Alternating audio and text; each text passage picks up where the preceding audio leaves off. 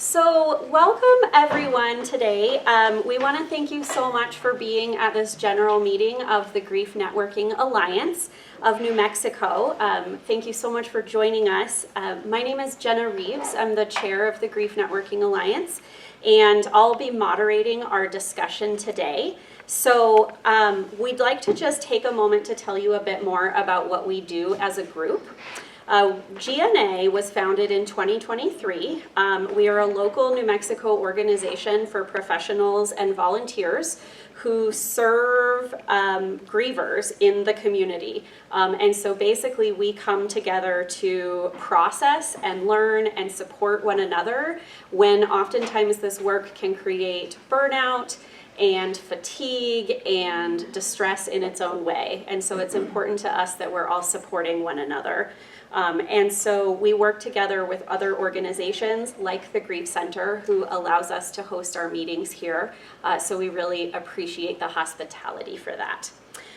We invite all of you to participate in our meetings whenever you are able and willing to do so. Our next meeting is scheduled for August 13th. We actually do not have a topic yet for that meeting. So if there is anyone who would like to present something, or your organization or place of business or work would like to do so, we would love to hear from you. So if you are interested in that, feel free to chat with me afterwards, and I can give you my card, and then we can correspond on that. We also want to offer that if you brought business cards or flyers for anything that you know about going on in the community for grief support, please feel free to put them over on this table over here. And we also invite you to browse that table afterward to grab resources from a variety of organizations. The other thing we just want to say really quickly before we get started with our panel today is that our group does offer certificates of completion for our meetings, just to show that you've attended educational events.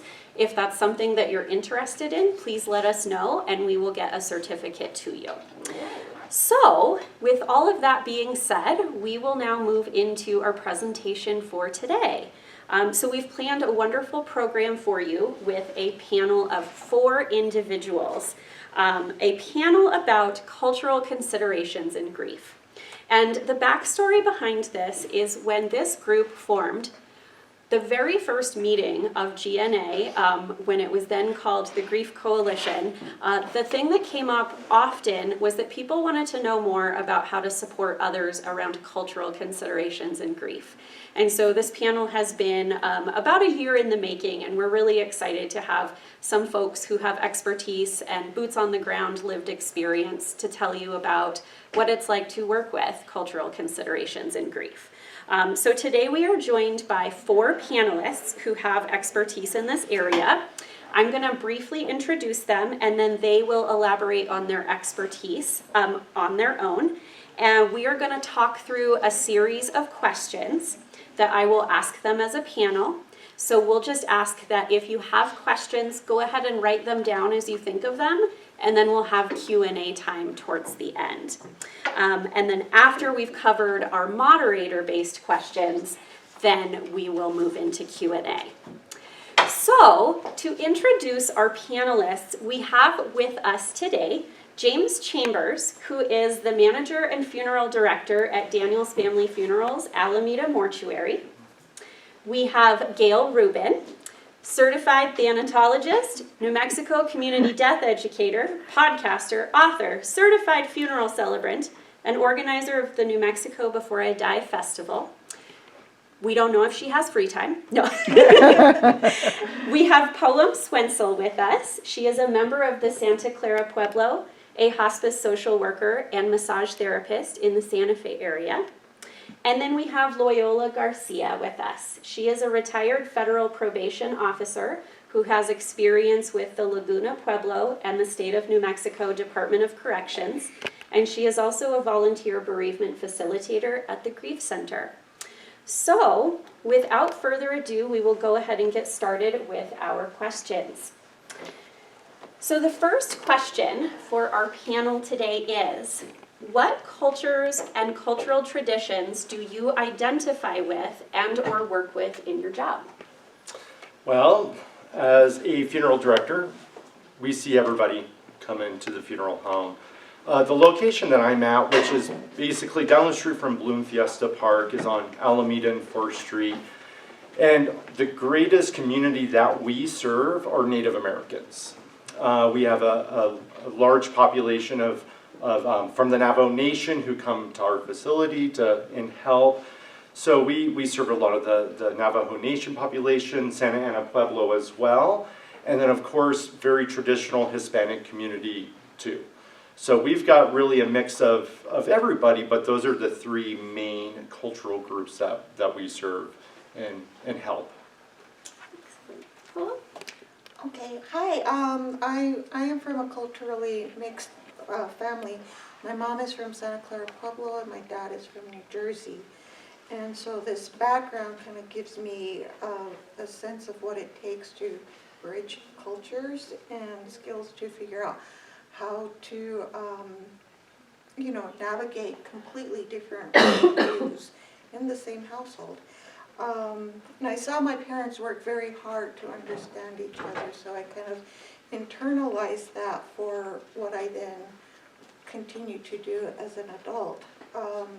So I could emotionally, psychologically, and physically sense my connection to one or the other, and I know that I had a kind of a more deeper sense of understanding with my mom, and thank goodness my dad lived long enough for me to learn to appreciate and honor him. In my work up in northern Santa Fe, I've worked with a lot of the Pueblos as a hospice social worker and also as a massage therapist working at the senior center in Santa Clara Pueblo, and so I'm kind of all over the place. I come from a typical Hispanic family. My dad was the care provider. My mom was a housewife. We were all raised Catholic. We went to church on Sundays. We respected our elders. I noticed as I grew, as I was growing older, my two older brothers spoke Spanish. Me and my younger brother didn't. So when I asked my mom, she said they were just tired, basically, of trying to teach us. So the typical Hispanic family kind of changed a little bit as my parents grew older, and my dad kind of had to let go of some of the restraints that he had, especially I was the only girl, and he thought I should stay living in Gallup and get married and stay out there. And in retrospect, I became a Federal Probation Officer and moved to Albuquerque and married someone from here, and was nothing like what he expected me to be. But so as she said, my dad's still alive. He's 94. He still has his old-fashioned ways of thinking. He suffers a little bit from dementia, so we have to kind of go around that. But he still believes that women places in the home, and I'm like, well, yeah, Dad, but no. So that's my background. As a probation officer, I was lucky. I got to work with the Navajo Nation and all the Pueblos in New Mexico. And they all have different cultures, and we learned a lot. And when you're a probation officer, you have to go in with respect to these homes. And we did a lot of victim interviews where family members were victims of homicide. And so that's when we started learning about the cultural with the grief. It's different. It's not what everybody thinks. You don't go in and start talking to them like you would with other families. And unlike Hispanics who just want to talk about their loved ones, some of the natives don't. So I learned a lot and how to, just to have parameters there. And so I really enjoyed my work because it taught me a lot about grief, not just my grief, but other people. Hi, I'm Gail Rubin. My title is the Doyenne of Death. Death, not death. I've been doing this for 15 years. I use humor, film clips, cultural references, outside the box activities to teach about planning ahead for end-of-life issues. I am Jewish, and I am a member of the Chevrah Kaddisha. So I have washed and dressed bodies for burial in the traditional Jewish manner. I'm also a certified funeral celebrant, so I can do a funeral about a person based on them and their family and what needs to be processed when there's a funeral. And it can get complicated sometimes. The deceased is one way with their family and another way with the public. And merging those two worlds at a funeral can be very challenging. But I'm prepared to tell you about some of the wonderful traditions that Judaism provides when it comes to a funeral and mourning. And I will tell you that I recently had to do that myself. My husband died last year on April 28th. My dad died in August. And so 2023 was a pretty sucky year in that regard. Could you please share with us how grief is viewed and managed in your culture, in the cultures that you work with or the cultures that you are a part of? And are there specific rituals or practices that are particularly significant that you have observed or noticed? So with the Navajo Nation especially, coming into Daniels and working with many people from the Navajo Nation, one thing I've learned is what your group can look like. Typically with a family from the nation, we're not going to meet with just one or two people. We've got the whole family coming in to make arrangements.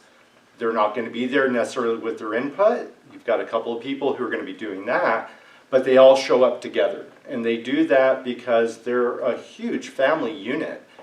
And they're there from beginning till end. Anything that we do helping this family, even if it's just dropping off clothing, so I've got that ready to go, we will have large numbers of people showing up. And I think it's interesting because when you have that much connection with other people, maybe family can be friends, but when you've got such a large support structure, it really kind of helps to carry some of that burden that you have. No way, shape, or form are they all perfect anyway, but just having a group of people there with you through your entire process is just very unusual. Typically, if I have a family that I'm serving, we'll meet with one or two people, and it's very, I don't want to say sterile, but it's very hands-off. People will be there for the viewing, they'll be there for the service, we do the burial, it's done. People will try to have, if we're in the church, people try to just be very quiet, limit their crying and their emotions, because that's what's expected for them. They think that that's how you do services, that's kind of the culture they have. But with a lot of our Native families, that is not the case. And I think there's something really to be admired by that. When you have somebody there and they put themselves on that casket and they are upset, I'm like, that's really a good opportunity to let all that out. It's not for show for other people, it's just being comforted and having the freedom to be able to do that.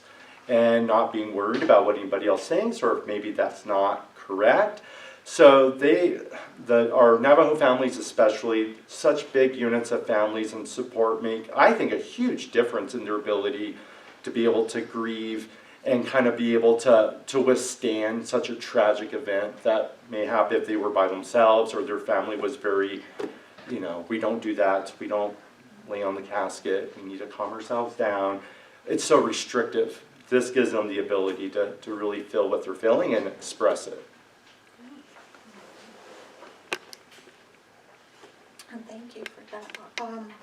I first want to acknowledge that I'm speaking only for myself. I'm definitely not the silo of information brief for Pueblo people.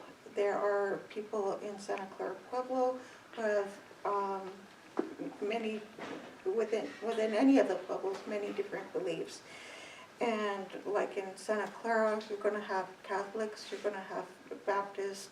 My grandpa brought the Baptist church into the Pueblo.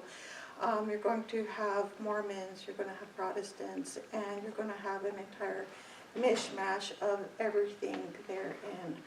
And so I do also want to add that after 400 years of colonization, it is really difficult to know what our ancestors did and what were our old ways. One needs to pick and choose, I feel, for oneself, and I think that happens.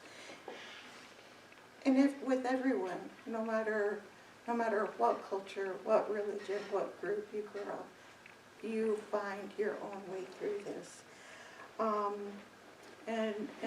But then for the Pueblos, I feel like there is or for Native people in general, there is this added level of complicated grieving, knowing that a lot of our traditional practices have been changed, whether it was 400 years ago or, for, like, say, the Plains area, more recent.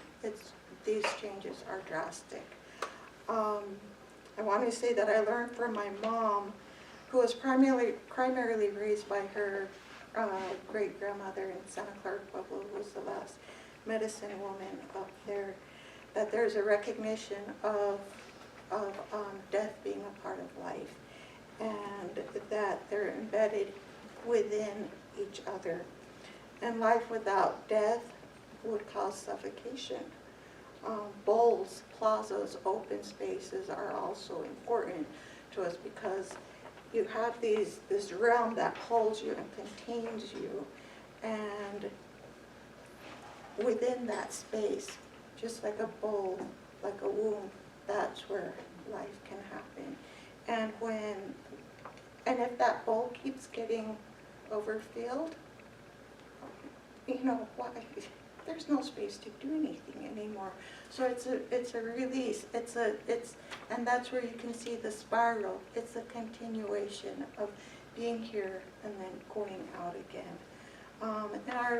And our ancestral communities were actually designed with this flow of life and death, actually designed in our villages. So you have the pupingue, the heart open space, as that area, that open plaza, and within that you're going to have the belly button going down into the earth where we all came up from Mother Earth and are living on this plane. And in death, when we die, we return to that universal spirit called Oaha, water, wind, breath. And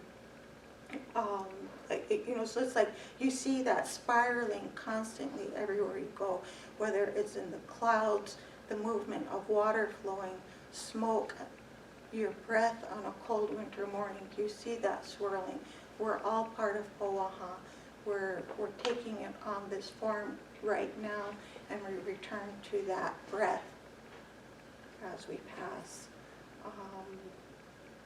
Of course, there are lots of common rituals that I think are just human basic needs, regardless of culture. Food, community, having some support, whatever that individual needs to have at that moment. Coming from a traditional Catholic background, it's the same pretty much whenever you're planning funerals. Pretty much the entire family goes. You'll only have one or two people actually speak, but the room is full with everybody. When my son died in 2006, my husband's family was all there, so they didn't have room for all of us to sit, and my father-in-law did most of the speaking. For the Catholic, for those of us that come from traditional Catholicism, the Rosary is probably our most significant ritual. The Rosary is, for us to pray to Mary to help the person who has died move on to the other realm. Similar, we believe that when people die, they move on. And of course, we're torn apart down here. I mean, I can tell you when my son died, it took me 5 years to even come to terms with that. But we're, as a Catholic families, we stuck together. I mean, we had visitors every day, and that's basically what you do. And that's your support system. And it's finally up to you to say, well, I'm okay now. You don't need to keep coming to my house. I finally had to speak up because they kept coming. And I was like, I need to sleep. So, but I think, like she says, all cultures we're all intermixed somehow. We all do similar, traditions. But the one thing that sticks out for us is the Rosary. And so when they're getting ready to prepare the Rosary, we have to pick someone to do the Rosary. It could be the priest, a deacon, a family member. Up north, you'll find the penitentes, which are men, of all, and will come and do it. And they take a long time. So if you ever go to a Catholic Rosary with a penitente, expect to stay at least an hour and a half.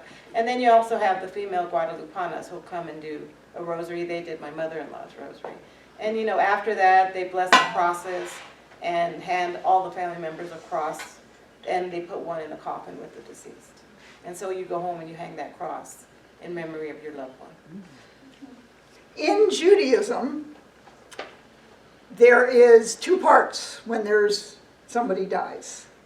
Well, in fact, there are three parts. Before they die, there's a prayer called the Vidui, which is basically asking for forgiveness and granting forgiveness before you go. And if the person is unconscious, somebody can read it on behalf of that person. After the person dies, the focus is on getting the body buried as quickly as possible. Now, this comes from a hot desert culture history where there's no refrigeration, there's no embalming. You want to get that body buried within 24 hours. So both Muslims and Jews have that tradition. Now that we have refrigeration, a body can be refrigerated for a week or longer before a funeral. So less observant Jews, I won't say less observant, less Orthodox Jews. Orthodox Jews follow the rules, and it's like, okay, 24 hours, they're buried, and then at the funeral, the attention shifts to supporting the family. So in perhaps the Catholic traditions, you would have visitation before the funeral, and you get a lot of community support then. But with Judaism, the emphasis is on the 7 days of Shiva after the funeral, when people come to your house. You stay in your house for a week, and trust me, this is a really good grief management system. It's like, you don't want to go anywhere when a loved one has died. And at that most intense 7 days after the funeral, you stay in your house, your community comes to you, they pray with you, they do all sorts of supportive things. And when you come back from the funeral, you light this 7-day candle. And this helps mark the passage of time, although sometimes it lasts longer than 7 days. That happened to me with Dave. And another interesting ceremony when you transition from getting the body ready to focusing on the family for the funeral, the rabbi will do a ceremony called Kariya, which is a tearing of fabric. And this is based on the biblical story of Joseph tearing his clothing upon hearing upon his other sons saying his son Joseph had been killed by wild beasts. Of course, he was sold into slavery in Egypt, but that's another story. So Orthodox will actually wear a piece of clothing where they'll use a razor to start the tear, and they'll tear their clothing and then wear it for the whole 7 days of Shiva.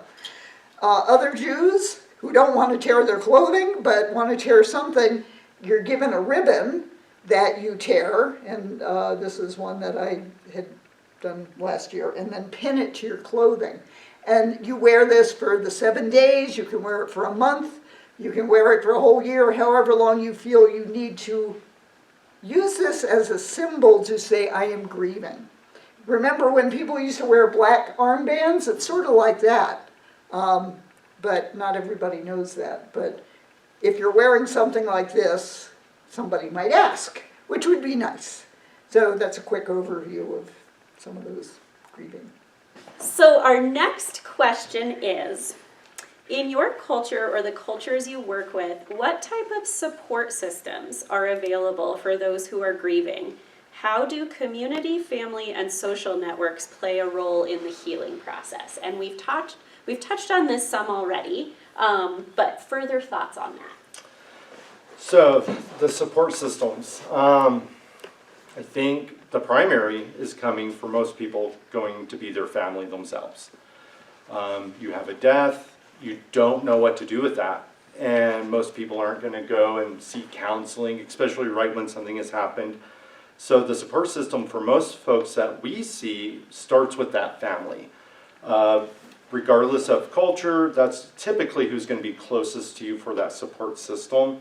For people who maybe really appreciate their church and or Christian or Catholic, oftentimes they're going to use their clergy members of that congregation as their support system as well. So it just really depends on who's in their circle. I think most of the time it's going to be first the family, people that are in the household with this individual. As far as social networks, I think that it depends on the person who died. So what I see a lot of, and I've learned over the years that this is just the wrong way to go about it. For example, if somebody has a pregnancy, and maybe they're 14 weeks into that pregnancy and then the baby is lost. Most people want to ignore that death. They don't want to upset mom.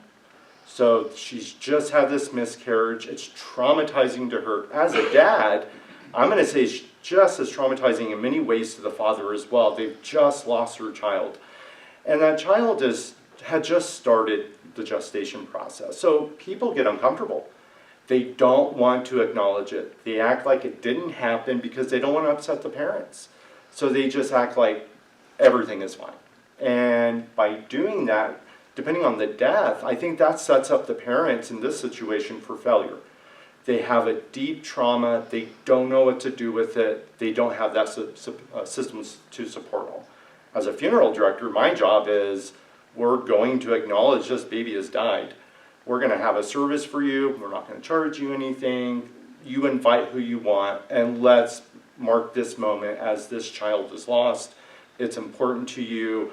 You need people to acknowledge that so you can start to go on a different route with your life. Not move on, but be able to carry on.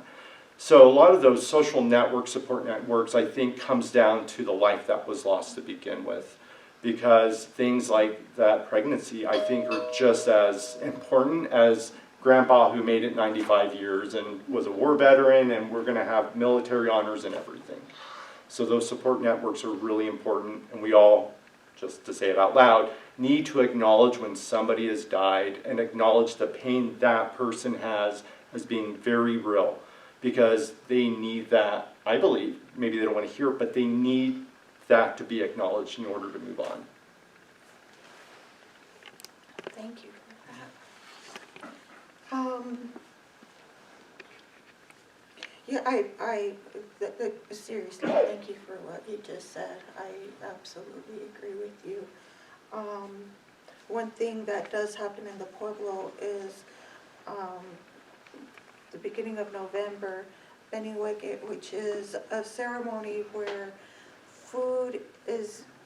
the favorite food is made or bought, depending on how much cooking you want to do, for those who have passed before. So, like at my family, there's always got to be a can of sardines, there's got to be some Kentucky Fried Chicken, there's got to be some really stinky cheese. It's like, so, and then you're going to have the traditional chili, pozole bread, whatever, and there's a whole thing about then feeding a special ceremony that's done to feed those who have passed, and then everybody, the dead get to eat first, and then everybody else gets to eat. And some people within the community either do this almost at every meal, and you might see someone taking their fork with the tines upside down and just touching each and everything on their plate. And then some people actually take a little pinch of food. But food is like so important to all of us, and so that's one of the things that I feel is a form of social engagement, of acknowledging grief and loss. It's also, Benihueque is also a time for sharing stories, remembrances, laughters, tears. Their names are all said. But yeah, I can't, that's pretty much all that I can add after James speaking, where it's going to depend on that person who died, what was their connection, who was important, how did they honor and value life, how then others want to honor and value them. Just a random quick story. I told you my grandpa was the first Baptist minister in Santa Clara Pueblo. That's a whole other story in and of itself. But when he died, there's a mandate in the Pueblo, which I do not agree with, that you're supposed to be buried in the Catholic cemetery. And Grandpa did not want to be buried in the Catholic cemetery. So as soon as he passed, some men in our family went immediately to the hospital, got his body. They had dug the grave already just outside the Baptist church that he built in Santa Clara Pueblo, put him in, covered him up. Tribal council arrived and said, dig him up, take him out, put him over there. Of course the family said no. So Grandpa's still by his church. Tribal council, whenever they see us around, they just go, oh God, not gonna. There's another story. Good for you guys. Thank you. Keep those stories coming. So I agree with both of them. Family tends to take center stage with any death. I mean, you're going to see there. But along with the person that died and the importance that they may have had, I think the family that lost that person. You know, for me, I was fortunate. When my little boy died, we had a community of people that I worked with. You know, probation officers all across the state coming to the house, doing whatever they could, acknowledging that a little child had died, and we're going to be here for you to get through this. So I think when it comes to community, you have to be able to accept that. I mean, I'm a law enforcement officer by nature. To be able to just say, okay, I got to let these people be my friends and help me, took a lot out of me. But, you know, without that, I'm not sure how I would have made it through that time. Another thing is about the community is, you know, the funeral home reached out to us about the grief center, which at that point was the Children's Grief Center. And that's how my daughter and I got, you know, involved here. And we came to counseling. And, you know, you can ask Christina and Veronica, I love the grief center because they really got me and my daughter to where we could function. And, you know, she was going to be okay because I was most concerned about her. You know, I was already in my 40s. I'm like, well, how much time do I have? But she was just a little kid. So I think when you're acknowledging the person that's deceased, take into consideration their parents, their spouses, their family members, and how important they are to you, and then go from there. Because I think if you look at it that way, I felt very loved by everybody that was involved because they took so much time out to come and, you know, be with our family. You know, so we returned the favors as time went on. When it was our turn, when they would lose people, we would go to their homes. So I think, you know, the community is a big play if you can get them to cooperate with you and, you know, be good to you with that. In your culture, what types of support systems are available for those who are grieving, and how does community, family, and social networks play a role in the healing process? Well, I did mention that we have Shiva after the funeral, and that is a time for community to come together. And this includes family and friends, but also people from the synagogue. In fact, food, big thing on the food, is making sure that all these people who are coming are going to get fed by other people. The mourners are not the ones in charge of the food. It's usually the ladies from the synagogue who come and help set up the food and serve it and clean up afterwards, so that the mourners can just sit and be and receive the love and support of the community. I mentioned my husband died last year, so we were at my house doing that. But my dad also died last year. And it was a different situation because he was in Florida. He and my mom lived in Florida, and the burial plots were in the Washington, D.C. area where we grew up. So I flew from here to Florida to be there at the hospice when my dad died, and then made the funeral arrangements in Washington, D.C., and flew up to D.C.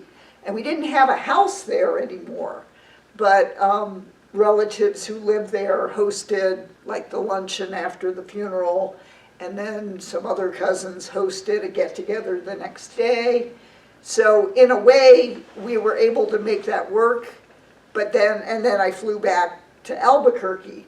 But I realized I was having very unsettled dreams from all of that traveling under grief. And it took a while for that to settle down. Yeah. Yeah, that's a lot of activity Yeah. in a short span of time. Yeah. Yeah, and interaction with people, which can be hard with grief. Yeah. How does the approach to grief in the cultures you work with or your own culture differ from what you've observed in other cultures? And are there any practices from other cultures that you find beneficial or interesting as part of your work or personal life? So in mortuary school, your first day you get a big book and it tells you this is all the different belief systems, this is how they operate, you need to memorize this and execute it when it comes up. That never works that way. So whenever you're comparing, and I don't like to call people out in like terms of religion, but as a funeral director, I mean, it matters. You have people who are Mormon, Catholic, you've got the good old Baptist, and you've got people who are agnostic or just humanistic. So you need to have a pretty good idea of what their expectations are, so they don't necessarily have to tell you what the expectation is. And it doesn't always work that smoothly either, but you try to be cognizant of it. And I think one ritualistic part that's really interesting to me was with the Navajo Nation. I keep going back to Navajo Nation, but that's because that's the biggest group of people we work with on a day-to-day basis. And they have a process, and it's a type of clay called chi.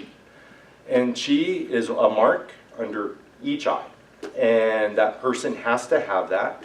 Their clothing has to all be torn. It doesn't have to be a big tear, but there has to be a tear in it. And I would always ask people why. What is the chi for?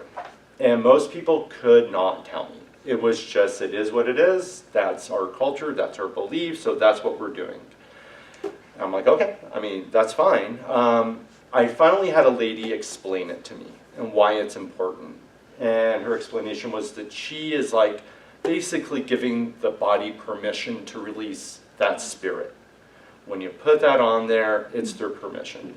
The clothing is cut because that's, in essence, they're going to be taking that with them. And so knowing a little bit more of why that's important to somebody and why that matters makes a huge difference. You have some customs where for part of the ritual, they need to do the dressing themselves. I know a lot of the Jewish families will do a tahara where I'm not even in the room. They're doing that. It's important that they have that ritual because it matters for them. And then other people, there is absolutely no cultural belief whatsoever. They come in, we figure it out as we go. The end is just about trying to manage what they need for themselves to be able to lay this person to rest and be able to kind of start anew in their life. So we try to be cognizant of what different cultures want to do, what their belief is, why they believe what they believe. But I think in the end, a lot of that is lost over time. They do it, they can't necessarily tell you why it's happening, why it's important, but it's important to them. So we want to make sure that we deliver to them what their expectation is, and we carry that out. Even if nobody's ever going to see this person, the only person who's going to dress and do the chi is myself, and then I'm going to close that casket and lock it. We want to honor that expectation because this is what the family wants, this is what this individual believed. So it's absolutely necessary to carry that out so that way, emotionally and physically, I've done what I've set out to do, which is to help this family to move on to the next part of their life. Cool. So in the Pueblo, the entire community will know pretty quickly, scarily rapidly when somebody dies. And depending on the family or the individual, the entire Pueblo might shut down. In fact, if there are ceremonies planned, those might be just postponed canceled.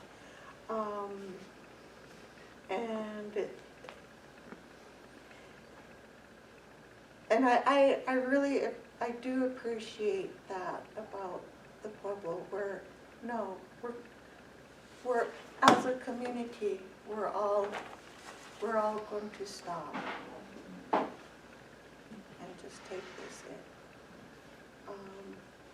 in. And you can do that in a small community of like 1,000 people living there. It's much harder for me since I don't live in the Pueblo, so I have to, you know, kind of do my own mental work of trying to honor that pause. But I appreciate what you're saying again, James, about, you know, that there are these things that we do. Do we know why? Most of the time we don't. It's just that's what we're supposed to do. And I feel like I something I learned from my mom, which was, you find what it is that is meaningful to you.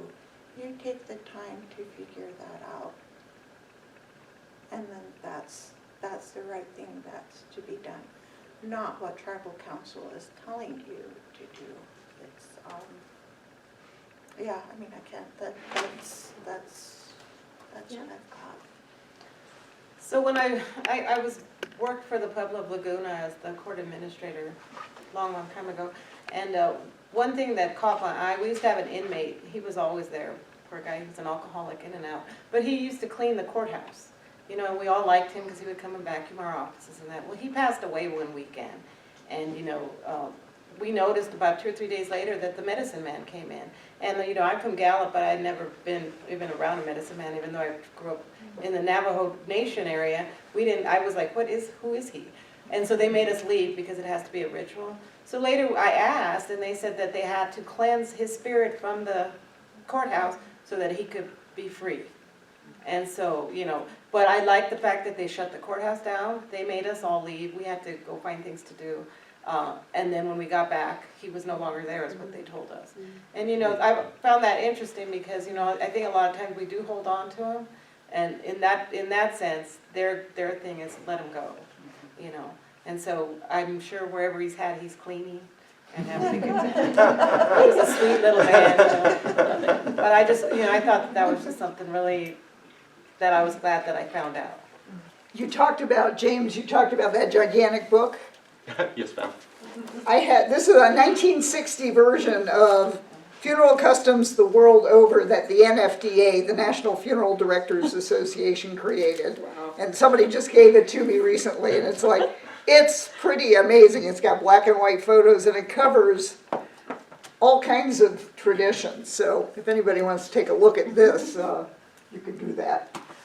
One of the neat things that people don't know about Jewish funeral traditions is it's the closest you can get to a green burial in a conventional cemetery. So we talked about the quick burial. No embalming, because the blood is considered a part of the body to stay with the body. And the Chevrah Kaddisha, men will come in and wash and dress the body for men. Women do it for women. And I talked about the tachrachim, translates as shrouds, but it's actually a 7-piece outfit, and there are readings that go with it as you are dressing the body that go along with the high priest getting dressed for the Holy of Holies on the New Year.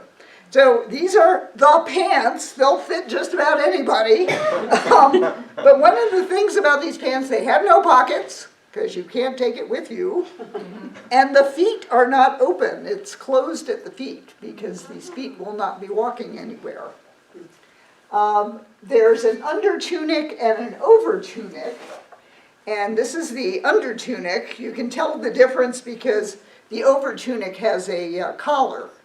And when you're dealing with a dead body and trying to dress them in this, you have to turn it inside out and then slip it up the sleeves and turn it right side out over their head and turn the body side to side.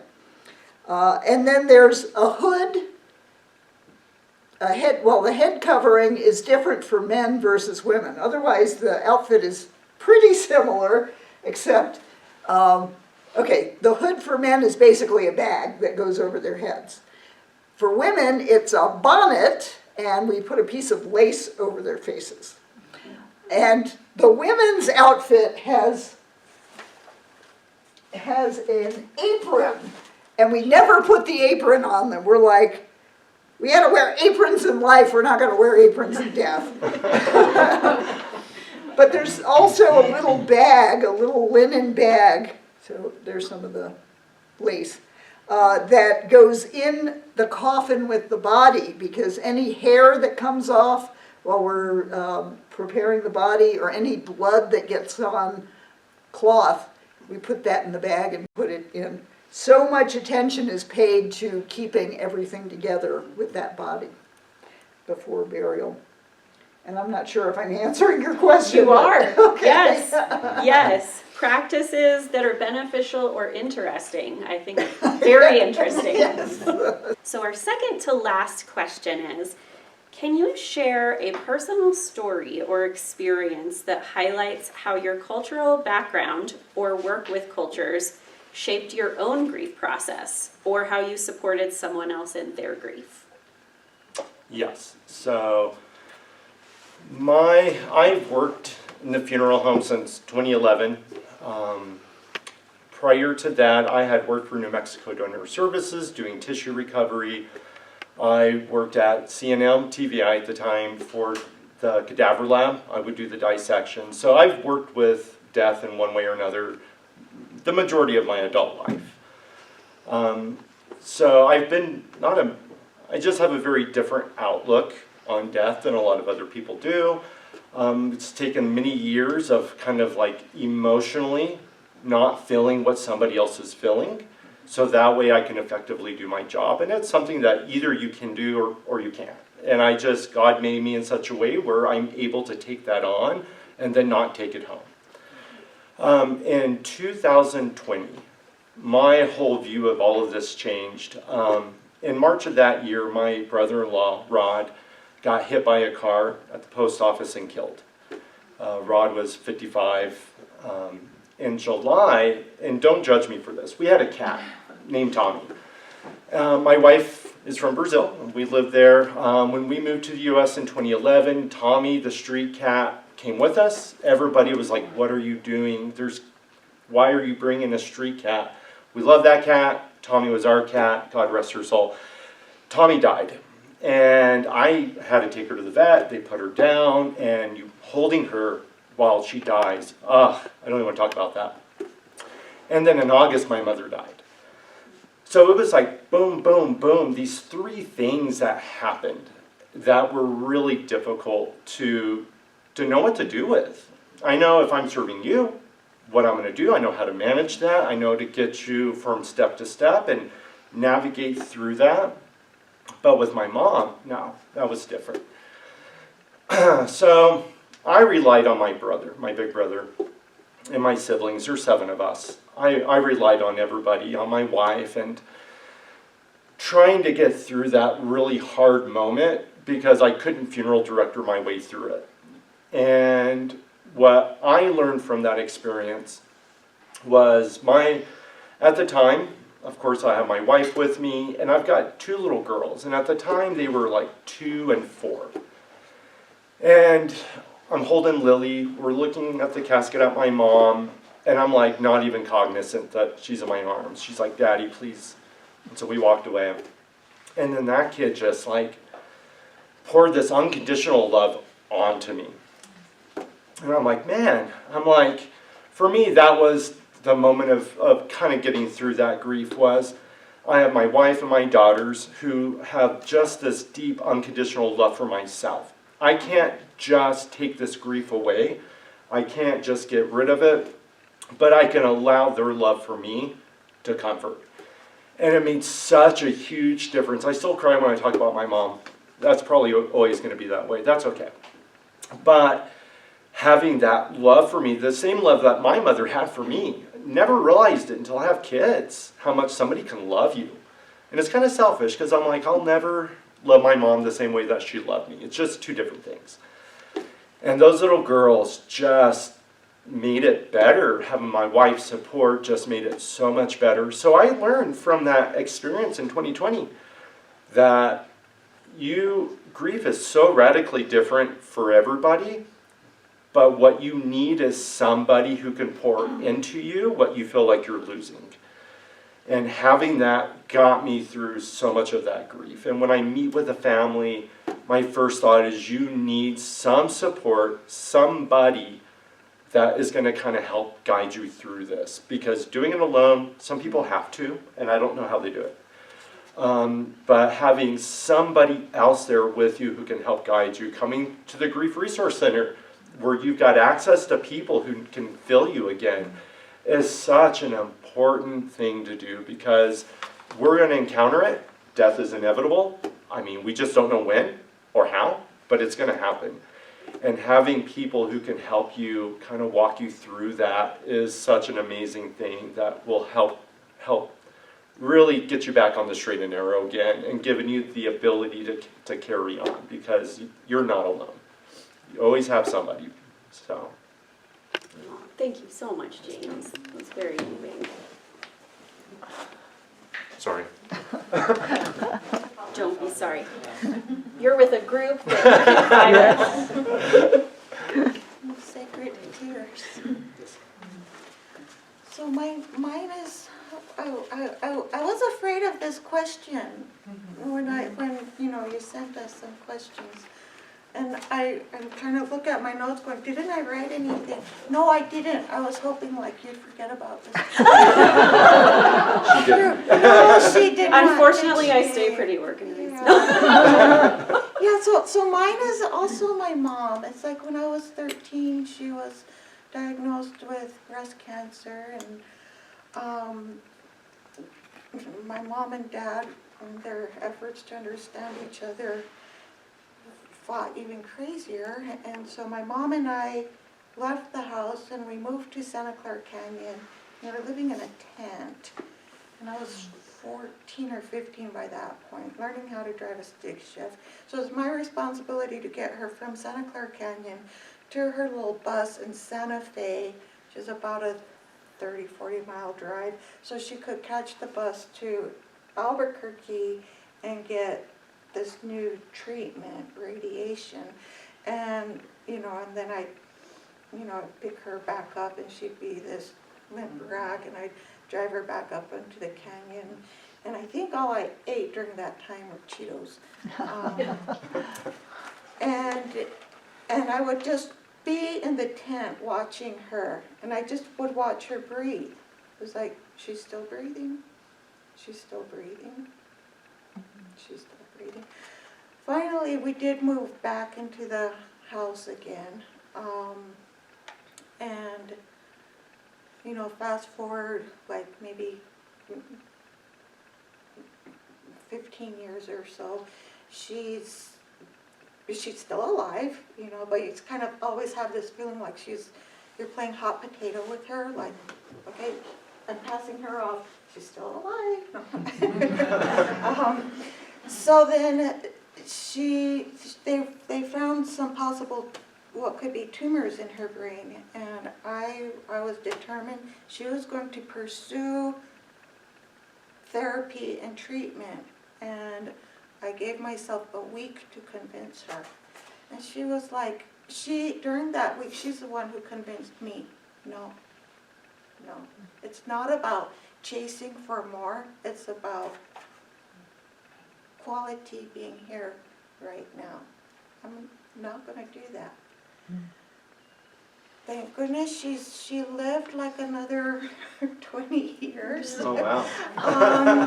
And then when but like since I've been 13, I've been having serious life-death discussions with my mom. When it finally came to the time where she was a hospice ready and got onto hospice, and she knew how she wanted to go, but of course that's not how it happens, right? So it was having worked for hospice for over 10 years, it was the most level of, now the words are leaving my mind. You know, when a dying person, like, literally can't stain their skin. Agitation. Thank you. It was the most severe agitation. Almost, she was even worse than the heroin addict dying with withdrawal symptoms that I sat with. So there's my mom. It's literally a scene from The Exorcist. And it's like when I finally saw The Exorcist movie, I was going, oh yeah, I've been there, done that. And so it's like I was incredibly close to my mom, and I had this whole thing about death. And that's why doing the work I do is because of her. And her death was an absolute shit show. And then, you know, we also believe in dreams. And then when she started visiting me in my dreams, she was so angry. She was so pissed off. She was furious with me. I finally just told her, look, if this is how you're going to be, don't come see me anymore. I don't want to see you. So that lasted another couple of more years. And finally, I got some really good therapy. So please don't do this alone. That's, I think, just the long run is had this, thank goodness I am a massage therapist, so I got to do this incredible advanced therapy craniosacral class that lasted, you know, starts at 9, ends when it ends, sometimes 9, 10 o'clock p.m. And you have 4 other highly trained therapists all working on you at the same time, and you're able to go through this process. I was able to, one, experience my mom's death. I was able to then, when someone dies, we say, "Na wename." To the other village, they went. And somehow I found my way to the other village, and I found my great-great-grandmother. And she was, of course, sweeping, was cleaning. And, you know, I was talking to her about just the grief and sadness I had about my mom.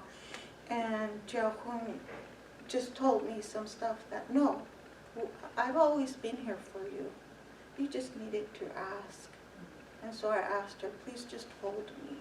And so she held me. I still feel her hug to this day. And when I was leaving the village to come back to this reality, no, I was not on any drugs, just some great therapists. And my mom came running out of the village. And she yelled my name, she hugged me, and she said, thank you, I love you. And the nightmares stopped.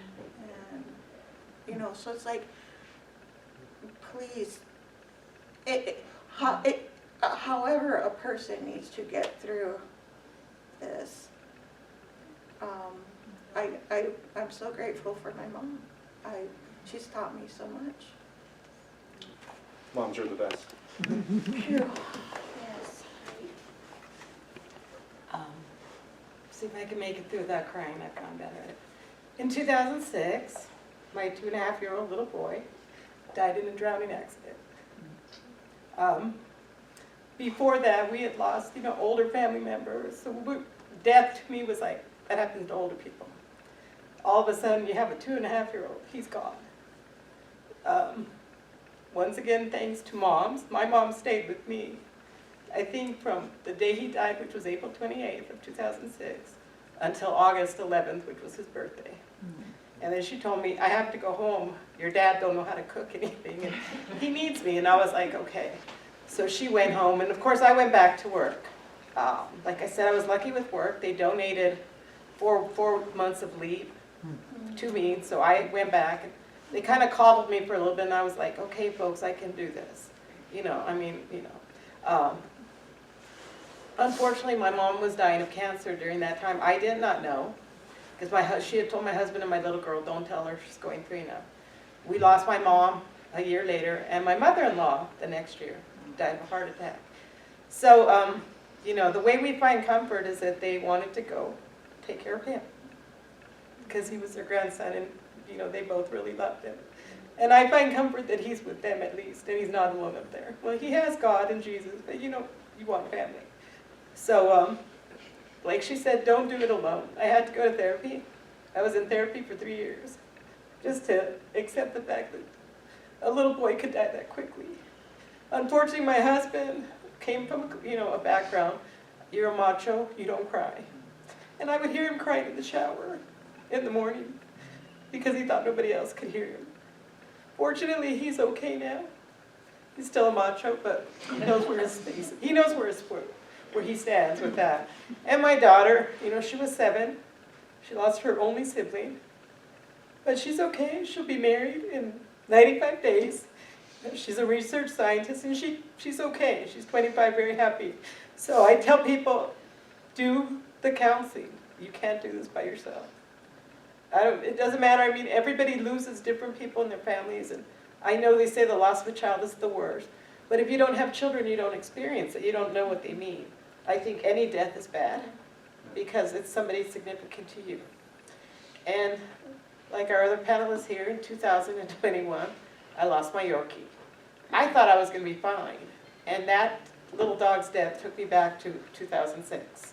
I think I had met with Christina the week before, and then I was like, I can't do it, I just lost my dog. So once again, a death to somebody that means something. That little dog came along after my son died, so he was like my, you know, and so whatever you need to do to get through this, you do it. If you have to go to the cemetery every day, go. Some people be like, you still go there? And it's like, well, that's the last, you know. If you don't go, it's okay, though, because everybody's different there. The thing about grief is it's not a one-size-fits-all. We all deal with it differently. When I lost my mom, I didn't cry the same. She was 77. She was very sick. I felt that, you know, she went peacefully. My mother-in-law died of a heart attack. She, too, was very sick. You know, we're waiting for my dad, the phone call. He's 94. He's got dementia, but he's still go, go, go. So who knows? He could outlive me. You never know. One thing I've learned is that you respect everybody in the death of whoever in their family, and never say, well, he's in a better place. God needs another angel. You know, you can have another child. I wanted to punch somebody one time when they told me that, because we all deal with that different. And I'm sure at the funeral homes he hears all kinds of stuff. What I learned from the Grief Center, and I thank them all the time, I wish Jade was here, but was people don't know any better sometimes, and they're just trying to make you feel better. They're not wanting to hurt you, but you're such in a raw space that you take it wrong. So now when people say stuff, I'm like, whatever, go away, you know. And you move forward. We have a scholarship for my little boy. If you've ever seen the Fish Factory, it's up by Newbank. It's a swim school, and every month we donate money for children to learn how to swim. Because that way we can avoid, if we're lucky, somebody else having to go through what we went through. Ms. Gail, can you share a personal story or experience that highlights how your cultural background shaped your own grief process? So I've told you my husband and my dad both died last year. And even though they were both on hospice and I was there around the clock, or someone was there with them, my husband waited until I left the room to make a phone call to die within 15 minutes. And my dad, I woke up at 4 in the morning. I was in the hospice room with him, and I looked at him, and he was still breathing. So I thought, okay, and I went back to sleep, and like within 10 minutes he died. I, you know, kicked myself. Why didn't I get up? But with the Jewish tradition, at the end of the first 7 days after the funeral, there's a lovely tradition of going and walking around the block in your neighborhood.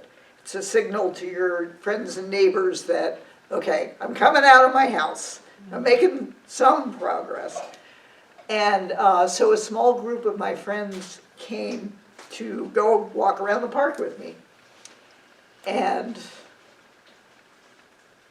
a friend of mine took a picture of me with 3 other ladies. We're walking into the sun, and our shadows are behind us.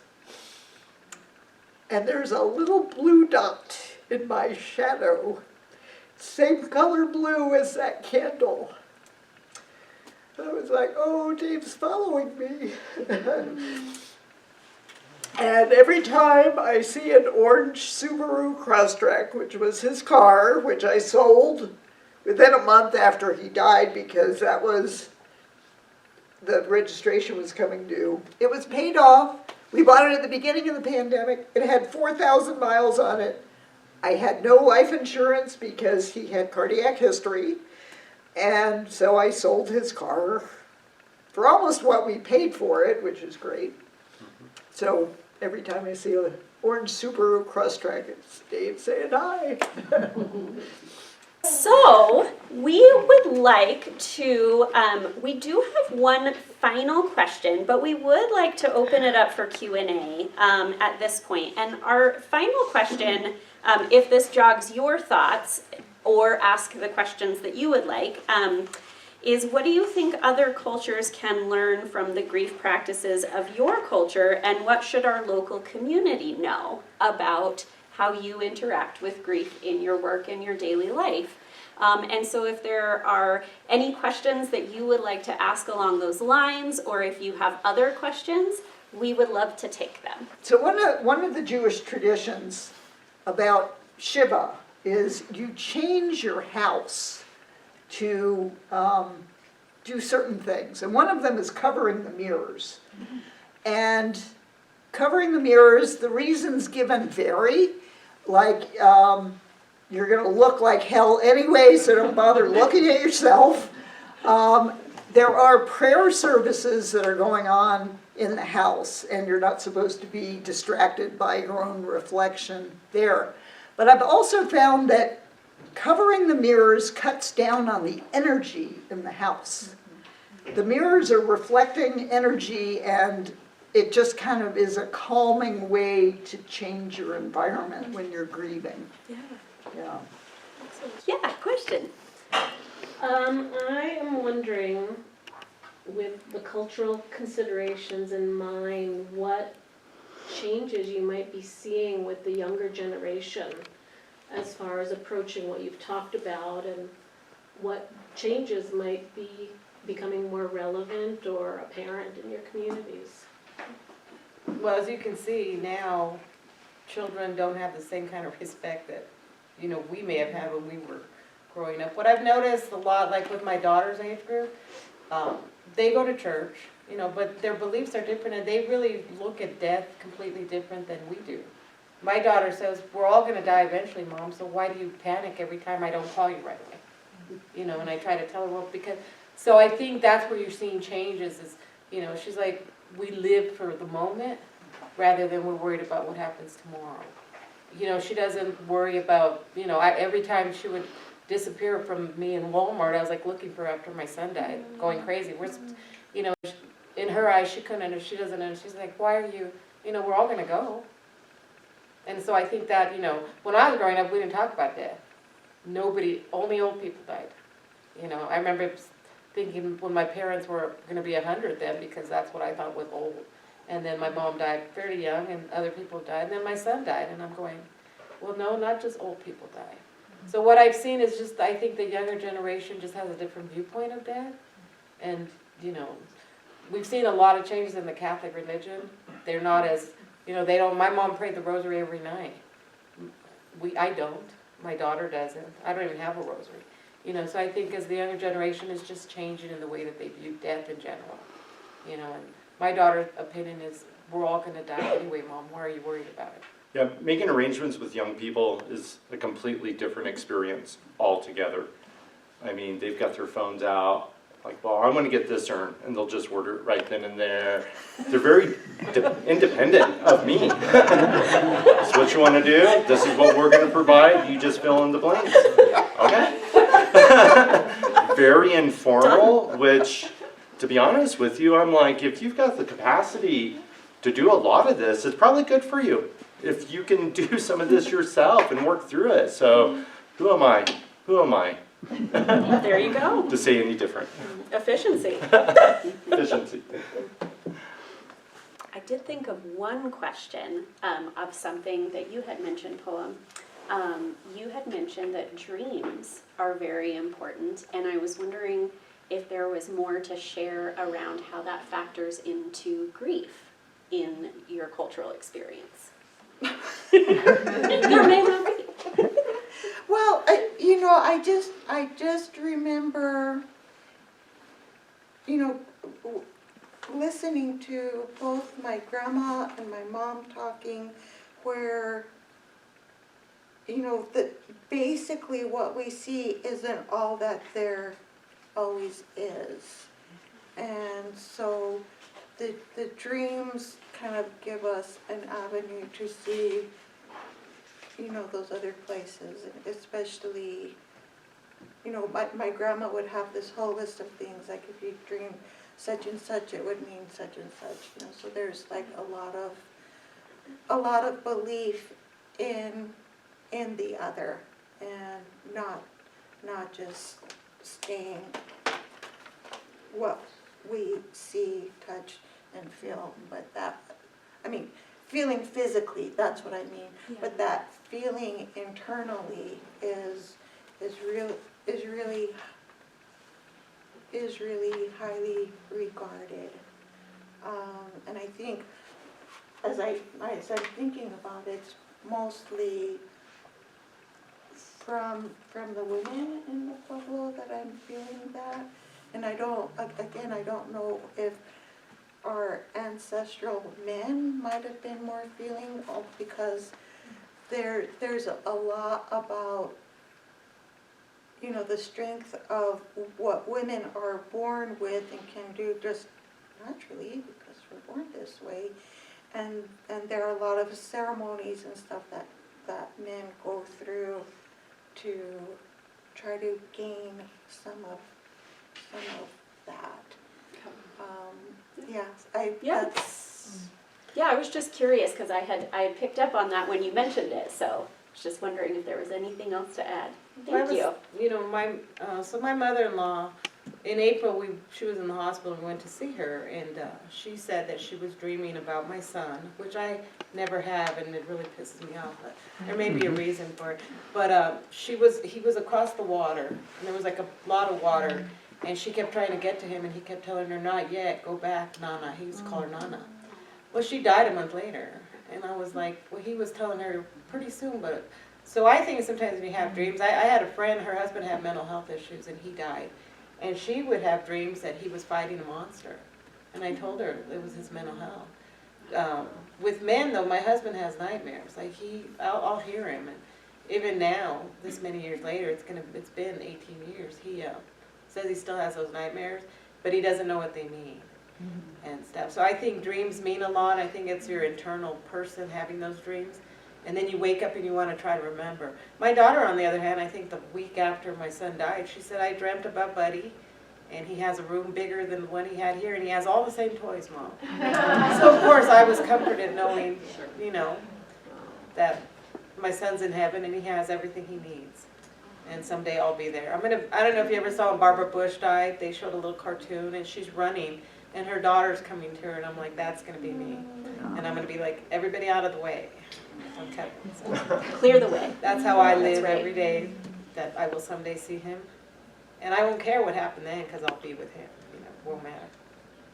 I think I mentioned my dream after my dad died, that dreaming but feeling very rootless, because I was going from place to place to be there when he died and be there for the funeral and then come back to my home, and all of that moving around was very discombobulating, and it showed up in my dreams.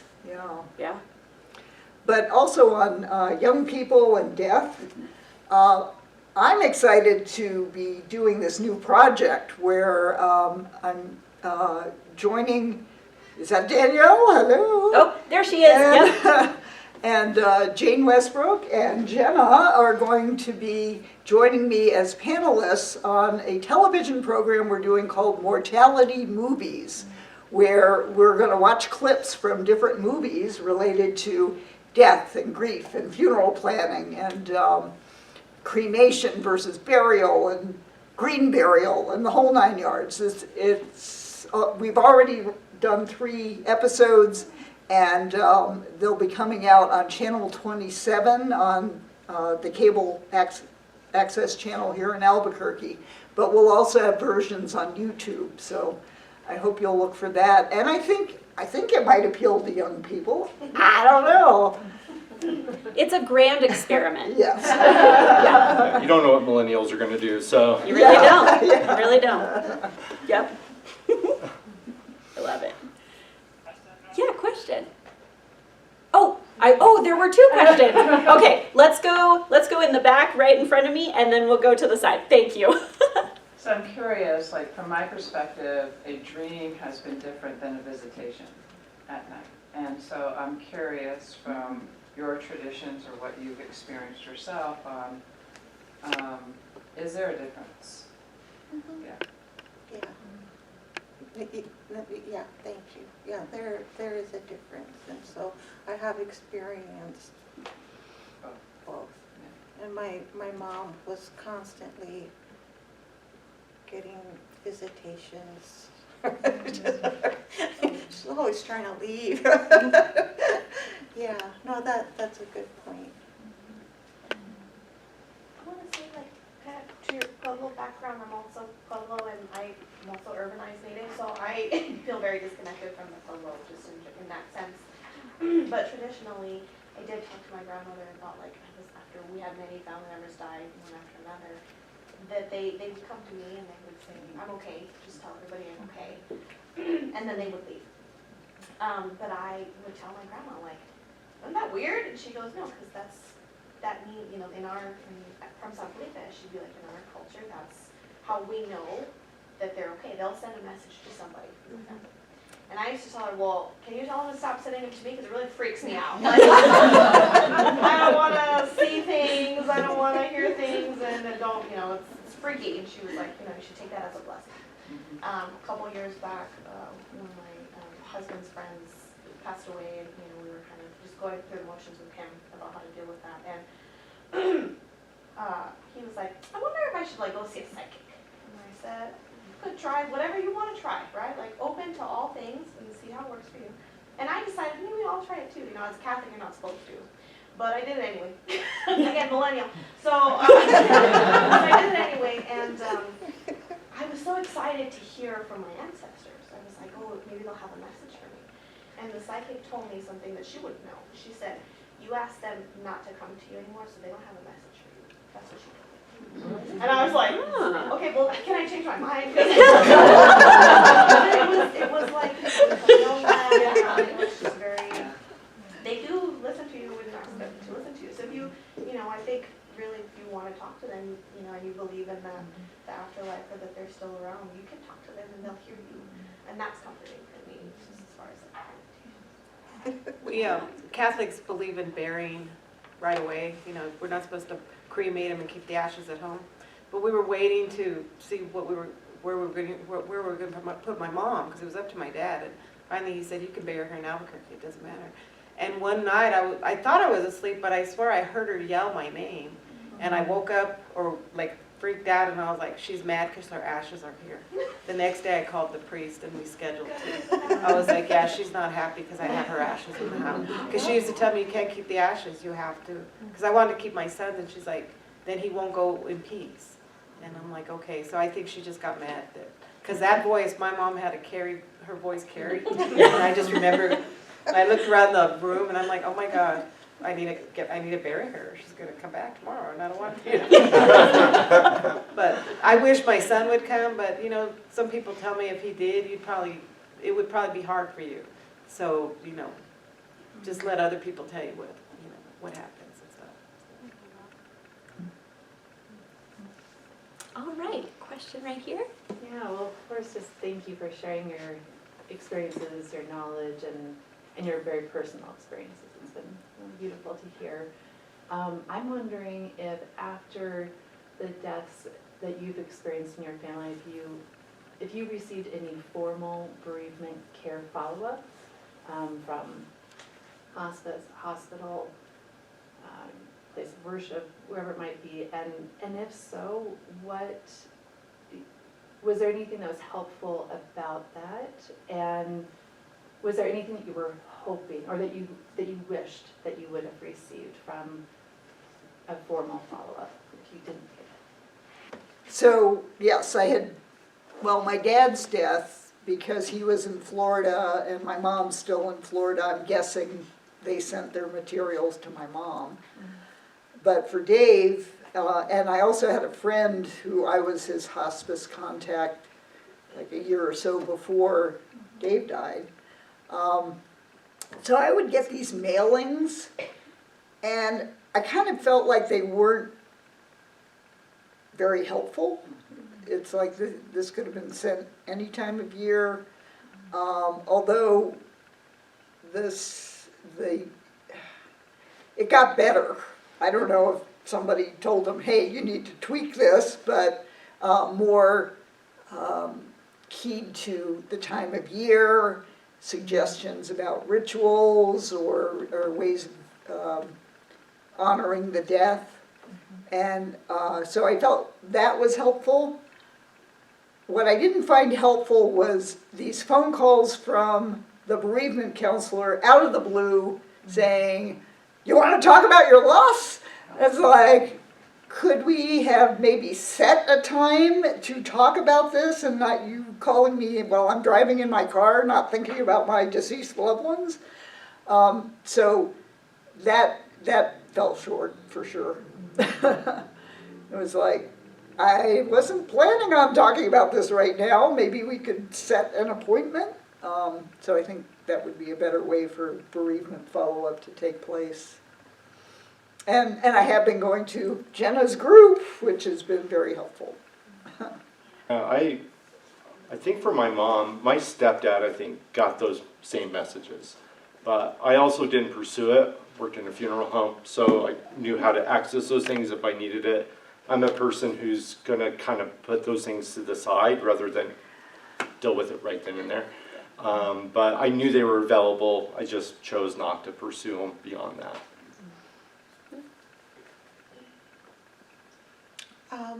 Yeah, I think those letters and phone calls can seriously be hit or miss. Those that I've received, not very helpful. And, so they actually help guide me when I'm doing a hospice social worker follow-up call, like sometimes what not to do. So, yeah. I mean, it's tricky. It's tricky. So what might not work for me might work for somebody else. So, yeah. Can I ask a follow-up to that? So from the things that you've learned that you don't want to do in your own profession, is there something you can share that you do offer, that you do provide, that you're hoping is a comfort to the person? No.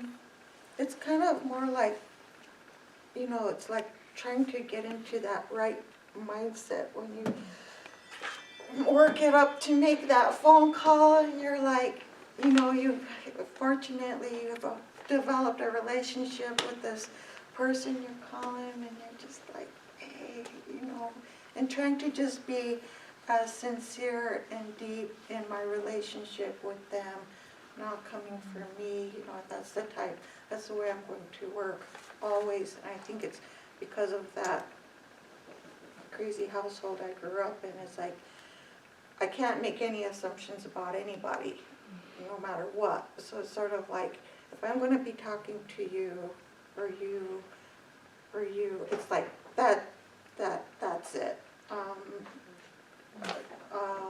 And so that's, when I do those phone calls, it's going to be that. And if I'm going to remember what type of language they're going to be using, what type of things they refer to. So then I will mirror that. You know, not in a clingy, like, usurping type of way, but, you know, trying to do it with respect, you know? Yeah. And so, like, yeah. Well, I was in therapy for 4 years, and she was a substance abuse counselor, not a bereavement. And the reason she worked out was because I'm a yeller. I have to vent. I don't need somebody telling me you should feel this way. I know how I'm supposed, you know, I knew what I was going through. So she did follow up for about a year. She sent me a letter just to make sure I was doing okay and stuff. Then I would see her running at the track, and we would just kind of say hello because I didn't want everybody, oh, who was she? But people always say, why'd you go to substance abuse counselor? I said, because I didn't need advice. I needed to be able to talk. And, you know, I thank her because she was really good for me. And also, the compassion friends follow up. You know, when you first start going to them, they'll follow up with you. And, well, these guys, you know, the love of my life back there, Jade, you know, she always, no matter what, she welcomes you. She always makes sure you're doing okay. You know, I've known her for 17, 18 years.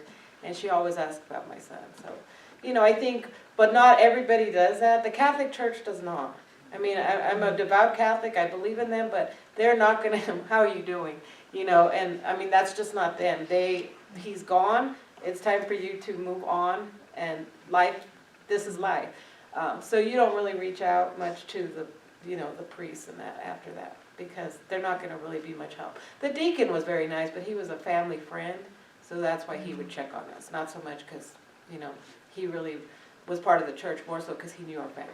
This has been such a good discussion. If you do have additional questions, we would love to stick around a couple minutes and answer them if you have them.